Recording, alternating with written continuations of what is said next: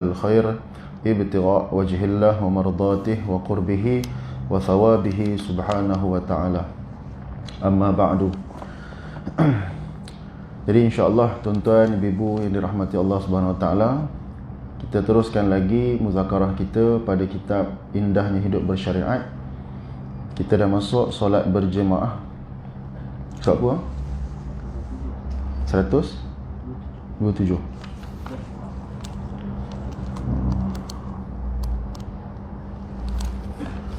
Yang mana? Tugas imam sebelum solat.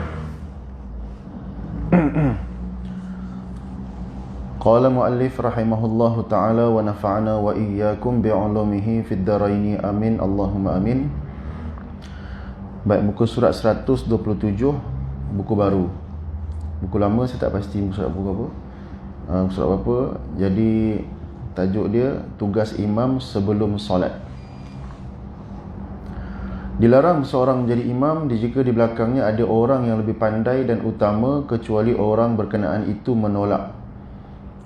Baik, ini sekiranya berlaku solat berjemaah bukan di masjid yang telah dilantik imamnya. Ini bukannya berlaku solat berjemaah di masjid yang telah pun dilantik. Baik, sekarang ni kita nak tengok tingkatan ataupun aulawiyat orang yang menjadi imam. Iaitu aulawiyat ni artinya keutamaan. Siapakah orang yang lebih utama menjadi imam? Kalau datang dua orang lelaki. Kalau lelaki seorang, perempuan seorang, suami isteri ke, adik-beradik ke, anak dengan mak ke, dah tentulah lelaki jadi imam. Tapi kalau lelaki dengan lelaki. Baik, tingkatan yang pertama, orang yang layak menjadi imam mestilah orang itu faqih dalam ilmu fiqh. Dia faqih ni artinya dia faham dengan ilmu fiqh. Siapakah yang lebih faham dengan ilmu fiqh, khususnya bab solat? Kalau datang dua orang, seorang ni faqih. Faqih ni alim lah, tapi dia tak hafiz Quran. Dia tidak hafiz Quran. Yang seorang ni dia tak alim sangat, tapi dia hafiz Quran. Siapakah orang yang layak utama menjadi imam? Dua-dua boleh jadi imam. Siapa yang lebih utama? Orang yang faqih. Orang yang faham akan ilmu hukum hakam dalam bab solat. Kalau orang ni faqih dan hafiz, maka dia lebih aula menjadi imam daripada orang lain. Okey, dua orang sahabat nak tunaikan sembahyang berjemaah. Baik, kita nak ukur dari segi apa? Dari segi kepandaian dulu. Okeylah, dua-dua pandai, dua-dua layak menjadi imam, dua-dua belajar kuliah. Tengok dari segi umur, siapakah yang lebih tua? Bukan umur dulu, tengok pakaian dulu. Pakaian, siapakah yang lebih menghampiri kepada sunnah? Seorang pakai baju Melayu, kain plekat, seorang lagi pakai jubah. Maka yang jubah aula menjadi imam. Kalau kata baju Melayu jadi imam boleh juga, tapi aula utama orang yang pakai jubah. Okey, sekarang dua-dua pakai jubah. Dua-dua pakai jubah. Nak ukur dari segi apa pula? Umur, siapa lebih tua? Siapa lebih tua? Okey, dua-dua sama umur, sebaya. Okey, tengok siapa yang dah kahwin. Kalau orang dah kahwin, dia afdal menjadi imam. Orang bujang duduk belakang. Dua-dua dah kahwin. Tengok pula isteri siapa boleh ramai. Yang ni dua, yang ni satu. Yang dua jadi imam. Sebab dia punya pahala orang yang dua isteri lebih banyak daripada orang yang satu isteri. Dua-dua 4 isteri. Ini 4 isteri, ini pun 4 isteri. Nak tengok apa pula? Tengok segi apa pula? Kehadiran ke masjid. Cara hadir ke masjid. Yang ni naik kereta, yang ni naik basikal. Kan? Orang naik basikal aula menjadi imam daripada orang naik kereta. Macam itulah. Dua-dua siapa je boleh jadi imam. Ni nak cerita keutamaan. Aulawiyat. Baik, tapi kalau imam itu telah pun dilantik oleh pemerintah ataupun kerajaan, contohnya macam imam masjid negeri, contohnya maka dialah orang yang paling aula menjadi imam. Tidak boleh orang lain cantas dia jadi imam kat depan. Maka dia telah dilantik oleh pemerintah. Memang dia tugas imam di situ, maka dialah orang yang paling layak. Siapa pun datang dalam masjid tu, orang yang lebih pandai, lebih alim, ulama besar macam mana pun, maka tak layak menjadi imam untuk mendirikan solat berjemaah. Kalau kita berada di rumah orang, kita bertandang ke rumah orang, contohnya masuk waktu zuhur, lalu tuan rumah pun pelawa solat berjemaah di rumah dia, maka lebih aula menjadi imam adalah tuan rumah. Walaupun tetamu yang datang tu imam besar masjid Madinah contohnya, imam besar masjid Madinah, walaupun dia imam besar, tapi dia duduk di rumah orang, maka aulanya tuan rumah menjadi imam. Kecuali kalau di pelawa, kan, silakan tuan imam jadi imam, contohnya. Kalau di pelawa baru jadi imam. Baik. Sebab tu jawatan imam ni, jawatan imam di masjid dan di surau ni, mestilah orang yang nak dilantik menjadi imam itu orang yang telah pun ditemuduga, ditemuduga oleh jabatan agama. Maknanya dia telah pun disahkan dari segi bacaan dia, dari segi kefahaman dia tentang rukun solat. Tapi sekarang ni kalau interview bukan ditanya tu je, ditanya macam-macam. Bukan saja sekitar area dalam masjid, tapi kefahaman di luar pun ditanya. Contohnya pihak pejabat agama dia pernah tanya tentang masalah dipanggil general knowledge lah, pengetahuan umum.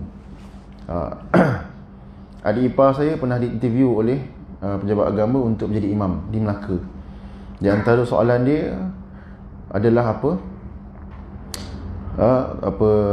staf tu tanya, pejabat agama tanya, apakah tugas malaikat Jibril alaihissalam sekarang? Malaikat Jibril apa tugas dia? Menyampaikan wahyu, kan? Wahyu dah sempurna, Rasulullah telah wafat. Dah sekarang ni Jibril buat kerja apa? Blur kan, tanya WhatsApp, tanya bang, malaikat Jibril buat apa sekarang? Adik ipar saya. Malaikat Jibril ada dua tugas. Yang pertama menyampaikan wahyu, yang kedua mendatangkan bencana. Tapi orang mendatang bencana tu jarang kita sebut di sekolah agama dulu, kan? Jarang disampaikan oleh ustaz-ustazah dulu. Tapi disebut dalam kitab, selain daripada menyampaikan wahyu, malaikat Jibril juga mendatangkan bencana dengan perintah Allah. Pernah Nabi SAW dikejar oleh penduduk Taif, kanak-kanak Taif. Lalu datang malaikat Jibril dan juga malaikat gunung. Malaikat Jibril datang dan malaikat gunung. Offer Nabi, kalau kata nak binasakan, nak hempaskan dua gunung ini dengan malaikat gunung, malaikat Jibril offer, dia bawa orang dia. Tu di antara di antara tugas malaikat Jibril alaihissalam. Kemudian ditanya pula tingkatan para wali, tingkatan wali nikah. Tingkatan wali nikah. Yang pertama siapa? Yang pertama ayah, kan? Yang kedua datuk. Kalau tak ada datuk, bapa saudara. Bapa saudara sebelah bapa. Kalau tak ada, bapa saudara sebelah mak. Ya ke? Silap, bukan. Yang pertama ayah, yang kedua datuk, kalau tak ada datuk, adik-beradik. Adik-beradik kepada pengantin perempuan. Sebab saya pernah nikah dengan adik saya dekat masjid Jalan Duta. Kalau tak ada, bapa saudara sebelah bapa. Kalau tak ada, bapa saudara sebelah ibu. Kalau tak ada juga tingkatan itu, maka barulah wali hakim. Itu pun dia tanya juga. Sebab imam dia kena tahu banyak perkara. Baik. Jika berlaku demikian, maka bolehlah dia maju menjadi imam, dan dengan syarat dia mengetahui syarat-syarat imam ada pada dirinya. Ketika itu makruh menolaknya. Orang yang pandai menjadi imam, dikala dia berada di kawasan orang tak pandai, maka dia tak boleh menyembunyikan diri dia, ataupun dia buat-buat warak ke, dia buat merendah diri ke, tak boleh. Sebab kalau buat macam tu, nanti orang jahil jadi imam, habis, rosak kita punya sembahyang. Sembahyang berjemaah tak dapat pahala, bacaan salah. Ada orang macam tu, dekat dalam kampung ada, dia nak ke depan je, tapi baca lintang bukang. Dia suka nak ke depan, tapi bacaannya banyak salah. Dia tak nak orang lain jadi imam. Ada juga orang macam tu. Maka di kala itu, orang pandai dia kena kedepankan diri dia untuk menjadi imam kepada jemaah dia. Baik. Maka pada masa itu tak boleh dipanggil isar. Isar ni tolak menolak. Engkau jadi imam, tak nak engkau lah, tak boleh. Dia kena orang yang telah pun dilantik ataupun diketahui oleh orang kampung, dia boleh layak menjadi imam. Satu lagi, imam dia boleh menyampaikan khutbah. Khutbah di masjid, ataupun di surau Jumaat. Masjid dan surau Jumaat, dia boleh menyampaikan khutbah. Sebab itu orang lelaki secara umumnya mesti belajar menjadi imam. Sebab kita suami dan kita ayah, kita ketua keluarga, kita mesti boleh jadi imam. Tak boleh kita kata ayah tak boleh jadi imam, tak boleh, jatuh maruah kita. Ni tahun ni tak tahu lagi sembahyang raya kita kat mana. Kalau jadi macam PKP tahun lepas, nampak gaya ayah dan suami kena menyampaikan khutbah raya lagi di rumah. Ada yang pegang kayu golf, ada yang pegang pancing, joran, ada pegang kayu snooker pun ada. Nak jadi apa nak sampaikan khutbah raya. Tapi baguslah ada pembaharuan kan. Kalau tidak, kita harap ke imam je, semua imam. Kita duduk belakang relax je. Masa tahun lepas tu lah saya tengok, barulah bila benda terdesak baru kita jadi pandai. Kalau benda tak terdesak, kita tak jadi pandai. Baik. Kalau kita berada di perhentian, contoh RNR. Perhentian RNR ni dia tak ada ahli jawatan kuasa, tak ada. Semua semayang sendiri-sendiri semua. Perbuatan tu merugikan sebenarnya. Sebab kita dah ramai. Ni surau lelaki lah, surau perempuan saya tak tahulah. Surau lelaki semua semayang masing-masing. Macam mana kita nak buat? Sebab semayang berjemaah ni tuntutannya sangat berat. Kecuali kalau ada keuzuran. Kalau tak ada keuzuran, sekali tapi semayang masing-masing. Kenapa jadi macam tu? Saya nampak bila kita berada di perhentian RNR, sebab masing-masing semayang dengan model masing-masing. Yang ni jamak, yang ni tak jamak, yang ni kasar, yang ni tak kasar, yang ni jamak kasar, yang ni jamak tamam. Jadi kita tak tahu apa jenis orang punya semayang, dia punya semayang. Masa itulah ilmu kena bersama kita. Kalau saya buat macam mana? Sampai dekat surau RNR, orang pun datang ambil wuduk kan. Orang pun masuk surau ambil wuduk. Jadi saya pergi ke depan, saya terus qomat. Saya pergi depan, saya qomat terus. Allahu Akbar, Allahu Akbar, asyhadu an la ilaha illallah.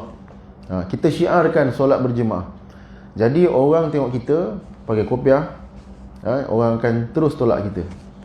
Kalau ada orang saya tengok dia macam personality dia boleh jadi imam, ataupun dia pakai jubah ke apa, saya akan silakanlah. Kalau tak ada, saya qomat, saya jadi imam.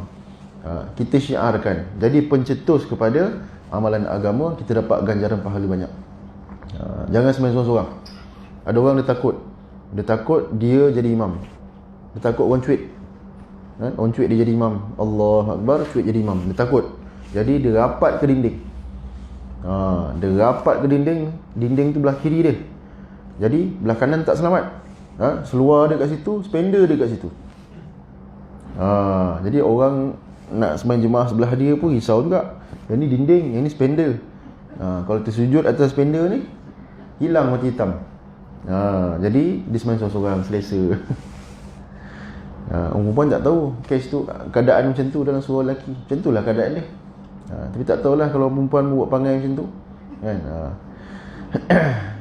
Baik. Sekarang ni syarat kena bawa sejadah. Kena bawa sejadah pergi semayang. Supaya apa? Dekat mana logik dia? Supaya jangkitan tidak melekat dekat kapet. Air liur, tengah sujud apa semua melekat dekat kapet. Kat surau saya, kat rumah saya, ada sekali tu saya datang semayang maghrib tak bawa emas. Tak bawa emas. Sejadah banyak lah situ, tak bawa emas. Lepas habis semayang solat sunat ba'diyah, semayang sunat, Assalamualaikum warahmatullahi, dah beratur belakang lah, buat kuasa. Allahu Akbar. Mampu lah 1000 ni kata. Nampak ada 1000 tu bang? Nampak. Dah lah saya pengurusi surau, tak pakai emas. Tapi dia bagi nasihat lah. Sebab surau saya tu ceruk, orang tak ramai, ceruk tepi hutan tu. Jin banyak situ. Jadi dia bagi nasihat, lepas ni pakai emas. Baik cik, baik cik. Baik, kemudian hendaklah imam jaga waktu-waktu solat dan solat pada awal waktu bagi mendapat keredaan Allah Subhanahu Wa Taala, kerana kelebihan solat pada awal waktu seperti kelebihan akhirat ke atas dunia. Kecuali hari Jumaat. Pada hari Jumaat disebut dalam kitab fiqh, contoh khususnya dalam kitab-kitab kitab turas lah, panduan solat Jumaat, yang digalakkan datang awal di masjid pada hari Jumaat adalah makmum. Imam tidak disunatkan datang awal kerana dia kena buat preparation untuk menyampaikan khutbah. Tapi imam sekarang ni kena datang awal lah. Sebab macam-macam lah sekarang ni, keadaan sekarang ni, takut jalan jam.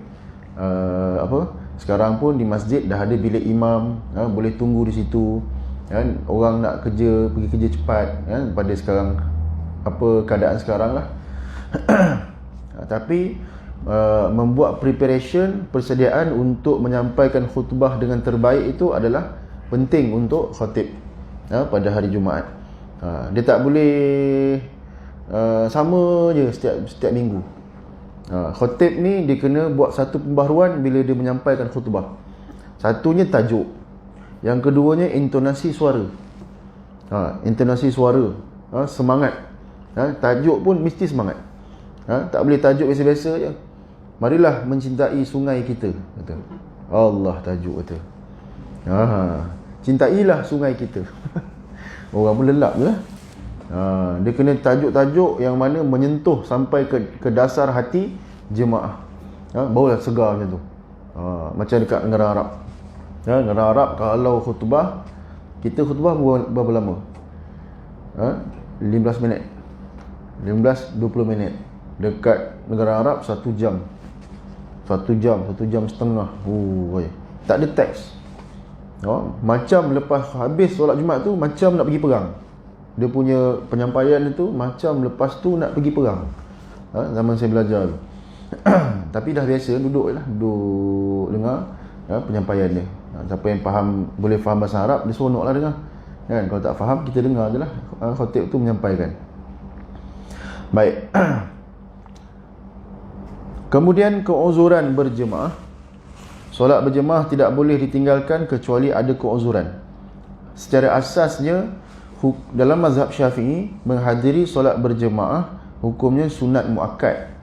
Adapun satu kampung ataupun satu taman yang duduk setempat kawasan ini mestilah berusaha untuk membina satu tempat surau, afdalnya masjid lah, ataupun surau ataupun apa-apa saja kawasan untuk dirikan solat berjemaah.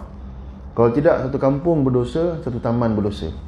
Tapi sekarang ni mana-mana pembangunan di rumah perumahan, dia mesti ada satu kawasan dipanggil tanah ibadat. Tanah ibadat. Tanah ibadat tu masjid, surau boleh, tokong boleh, kuil pun boleh. Tapi orang Islam dia kena cepat lah. Dia kena hantar borang dekat mana? Dekat pejabat tanah, pejabat agama kan. Kena cepat-cepat ambil kawasan tu supaya jadi surau. Kalau tidak nanti bunyi loceng je lah, ting ting ting ting ting, jadi kuil. Sekarang dah ada lah tapak surau. Dan sekarang yang paling baru saya tengok, kawasan perumahan dia dah bina siap-siap dah surau. Dekat mana? Dekat pinggiran Senawang pun ada. Senawang Perdana dia dah siap surau dah. Jadi kita cuma mesyuarat kemudian lantik AJK untuk mengendalikan surau tersebut. Baik. Sebagaimana hadis diriwayatkan oleh Ibnu Majah daripada Rasulullah sallallahu alaihi wasallam, man sami'an nidaa falam ya'tihi fala salata lahu illa min uzrin. Sesiapa yang mendengar azan tetapi dia tidak hadir ke arahnya, yakni untuk mendirikan solat, maka tidaklah sempurna solatnya kecuali disebabkan keuzuran. Ada mazhab yang mengatakan solat berjemaah itu adalah salah satu daripada syarat sah solat. Saya tak pasti mazhab mana, tapi mazhab tu keras sikit lah. Kalau tak silap saya mazhab Hanafi, yang mana mengatakan solat berjemaah itu salah satu daripada syarat sah. Makna kata kalau malas nak pergi sembahyang seorang-seorang itu tak sah. Tak sah sembahyang dia, berbanding mazhab Syafi'i. Mazhab Syafi'i masih lagi sah solat walaupun kita sembahyang bersendirian, tapi usaha untuk pergi berjemaah tu kena ada. Sebab tu isteri di rumah mesti bagi galakkan kepada suami untuk pergi ke masjid surau.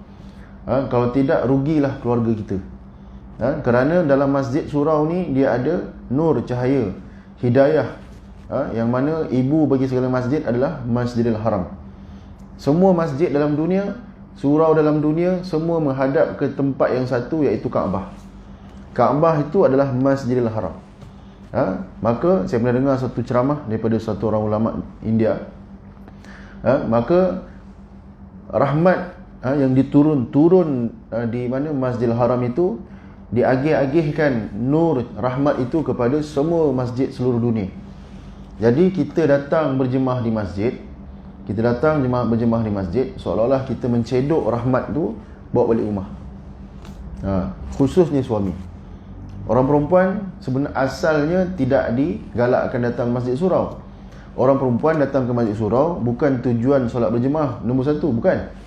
Orang perempuan datang ke masjid surau adalah untuk belajar. Jadi sambil nak belajar tu semayanglah sekali, macam tu. Kalau ikut afdaliyatnya, orang perempuan afdal semayang di rumah. Dalam rumah, dalam bilik sebelah katil, itu paling afdal untuk orang perempuan. Paling tersembunyi, makin afdal untuk orang perempuan. Kemudian saf perempuan pula, yang paling belakang, itulah paling afdal. Sebab tu saf orang perempuan, depan dia kanak-kanak perempuan, belakang wanita dewasa. Kanak-kanak depan, belakang ibu-ibu. Kalau nak susun saf, bukan kanak-kanak belakang. Itu lelaki, kanak-kanak belakang, orang lelaki depan. Kalau perempuan, wanita, kanak-kanak depan, ibu-ibu belakang. Lepas ni kalau nak buat sembahyang tarawih apa, buat susun macam tu. Dan lebih-lebih lagi kanak-kanak lelaki yang belum berkhatan. Itu nanti kita masuk dalam susunan saf berjemaah nanti.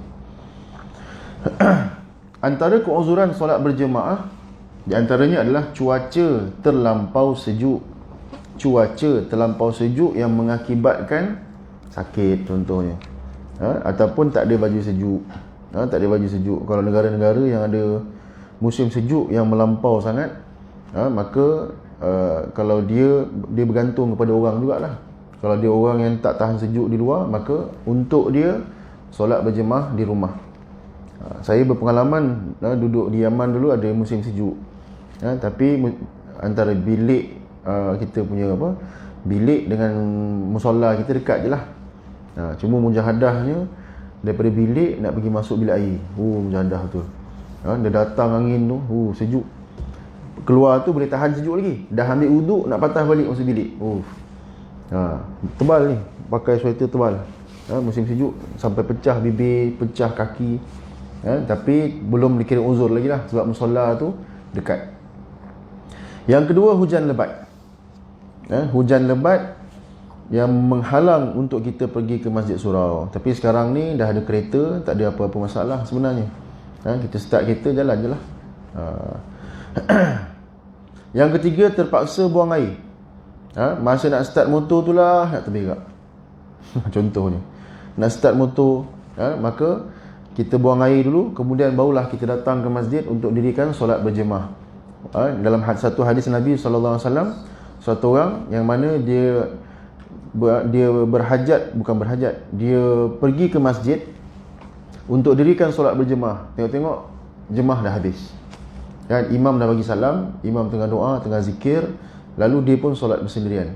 Maka pahala solat berjemaah yang tadi itu dia dapat, dengan syarat dia bukan melengah-lengahkan solat tersebut dengan sengaja. Dia mesti ada satu benda keuzuran ataupun musyaqqah, kesusahan yang dia terpaksa hadapi sebelum datang ke masjid. Yang keempat, lapar ataupun dahaga. Lapar ataupun dahaga ini berlaku bila bulan Ramadan. Orang bertanya, Ustaz, makan nasi dulu ke nak makan kurma dulu? Ni masalah orang Melayu kan. Negara lain tak ada isu ni, kita je. Nak kurma maghrib nasi ke ataupun nasi maghrib, mana lagi afdal? Jawapannya terpulang. Terpulang. Tengok pada keadaan kita macam mana. Kalau kita orang steady, minum air, makan kurma, makan kuih sikit, lebih kurang dalam 2 minit lah. 2 minit tu macam-macam kita boleh jamah kan. Kita boleh minum air, boleh makan temikai, boleh mana ni kan, okey lah. Kemudian solat berjemaah maghrib. Itu keutamaan dia sebenarnya bulan Ramadan ni. Bulan Ramadan ni kita kena jaga solat fardu berjemaah, bukan hanya jaga tarawih berjemaah. Tuntutan solat berjemaah ni adalah dalam solat fardu. Adapun dalam solat tarawih masih ada khilaf dalam mazhab. Mazhab Syafi'i kata afdal sembahyang tarawih berjemaah, dan mazhab yang lain. Dalam mazhab Maliki kata afdal sembahyang tarawih seorang-seorang. Sebab Nabi buat solat tarawih ni beberapa hari sahaja berjemaah. Selebihnya Nabi solat bersendirian di rumah. Kemudian masuk ke zaman Sayyidina Umar radhiyallahu anhu menjadi khalifah, barulah wujudnya solat berjemaah 20 rakaat pada masa itu. Pada zaman khalifah Sayyidina Umar radhiyallahu anhu. Jadi mazhab Syafi'i afdal sembahyang tarawih berjemaah. Tapi berjemaah tu pun masih subjektif. Kalau kita sembahyang tarawih berjemaah di rumah pun dikira berjemaah juga. Tapi untuk mengimarahkan surau masjid, kita datanglah surau masjid untuk dirikan solat berjemaah. Mudah-mudahan tahun ni taklah macam tahun lepas. Sedih itu sembahyang tarawih kat rumah. Rasa lain macam rasa. Tak biasa sembahyang tarawih kat rumah ni. Lepas tu imam yang sama, surah yang sama pula tu. Itu je surah dia. Kan? Rakaat kedua dalam hati makmum dah tahu dah, lepas ni mesti alam tara kaifa ni. Kan agak dah. Dia jadi imam ni, dia mesti baca surah yang makmum tak boleh nak teris. Baru seronok. Tapi tak apalah. Untuk orang yang permulaan, tak biasa jadi imam tarawih, tapi tahun lepas itulah yang kali pertama. Takbir raya, khutbah raya, imam tarawih semua suami. Kalau ada anak hafiz Quran, okey. Anak hafiz Quran, kita harap anak kita lah. Kalau ada 2 orang hafiz Quran, gila-gila jadi imam semasa sembahyang tarawih di rumah. Baik.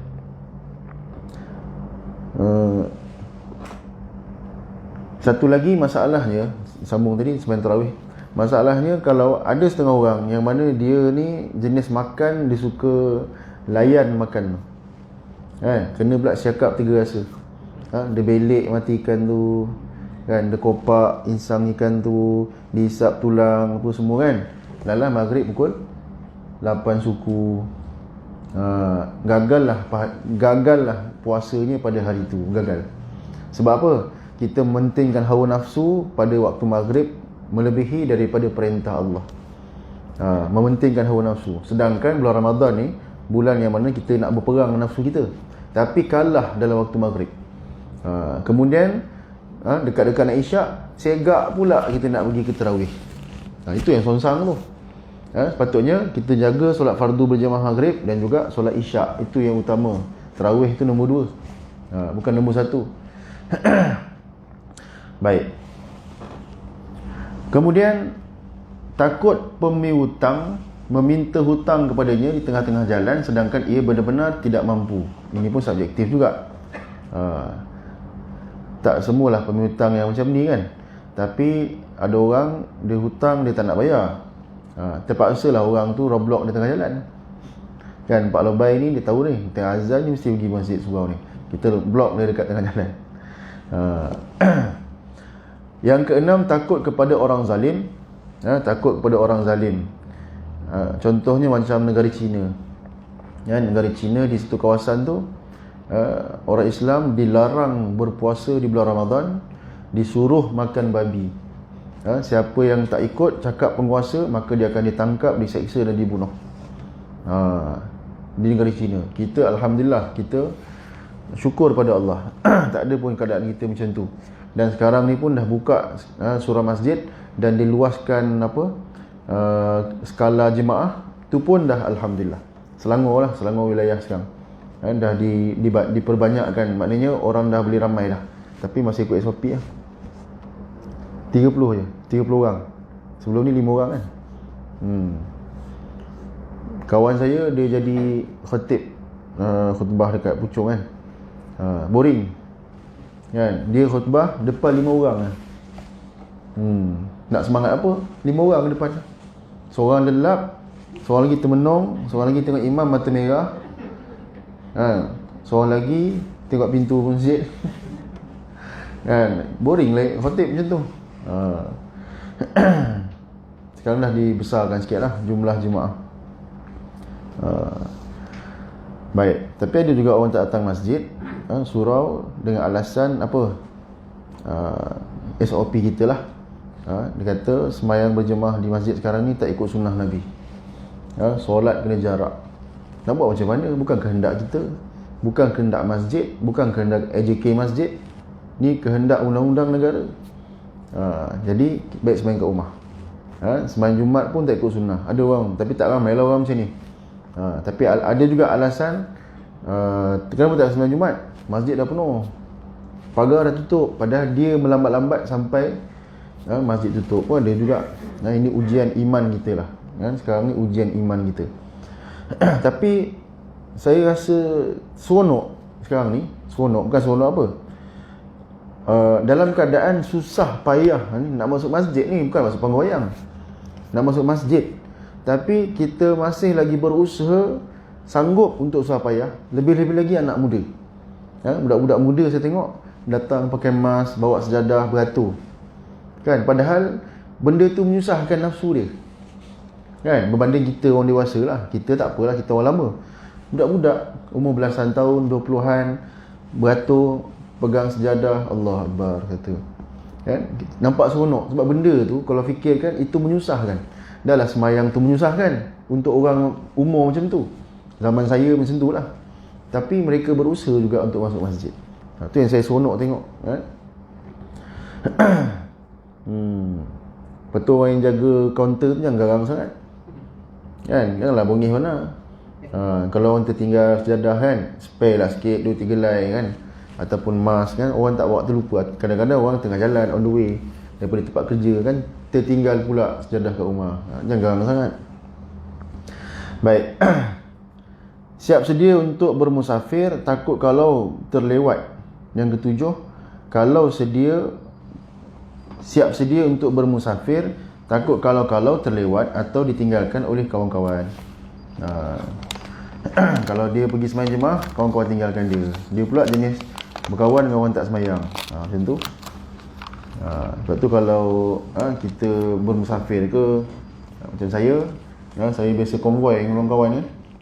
Konvoi kelab 4x4 club.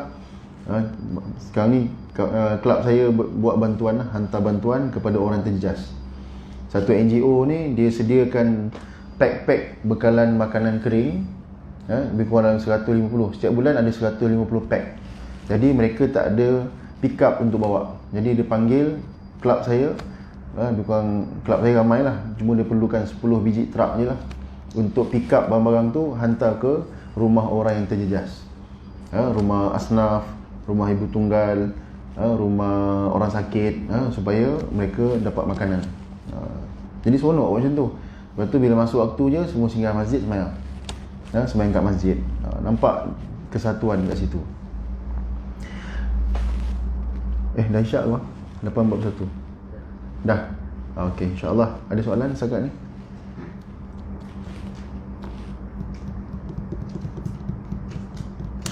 Tak ada Tak ada. Kalau tak ada insya-Allah. Ada soalan?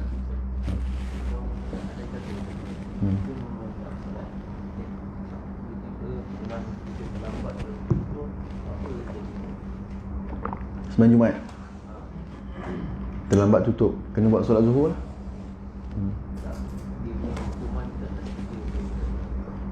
Hukuman macam mana? Hukum kat atas kita yang terlambat datang solat Jumaat. Tapi kita memang niat tu memang tak sayang. Ada dua keadaan. Satu lagi majlis tu memang dia kan sekarang dia ada puasa kan. Untuk lagi satu Kerja kita menghalang kita. Kerja boleh pergi, tapi masalahnya kita punya timer tu bukannya boleh macam suka kita boleh pergi. Faham. Sekarang kan katalah lagi 10 minit tutup pagar. Contoh kan, lagi setengah jam pagar tutup. Kita tempat kerja. Jadi bukan pilihan kita tu.